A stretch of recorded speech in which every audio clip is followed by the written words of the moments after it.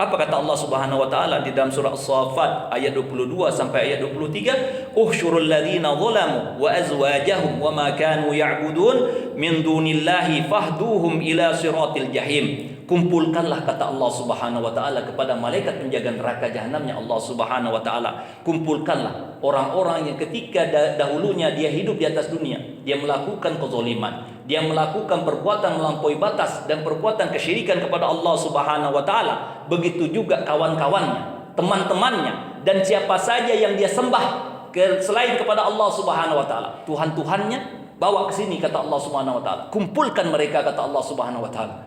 Jadi ketika kita menuhankan manusia, ketika kita beribadah hanya ingin mendapatkan pujian manusia, maka dia pun akan ditarik oleh Allah Subhanahu wa taala. Kenapa dia mau untuk dijadikan sesembahan? Begitu juga patung-patung yang dahulunya pernah manusia sembah, seluruhnya akan dikumpulkan atau disuruh kumpulkan oleh Allah Subhanahu wa taala. Kemudian Allah katakan, "Fahduhum ila siratil jahim." Tunjukkanlah, arahkanlah mereka kepada malaikat neraka jahanamnya Allah, arahkanlah mereka kepada neraka jahanamnya Allah Subhanahu wa taala, wal iyadu billah. Oleh karena itulah para jemaah sekalian rahimani wa rahimakumullah, ini menjadi pendorong bagi diri kita bahwasanya benar-benarlah atau sering-seringlah kita selalu meminta hidayah kepada Allah Subhanahu wa taala, apalagi di dalam solat kita.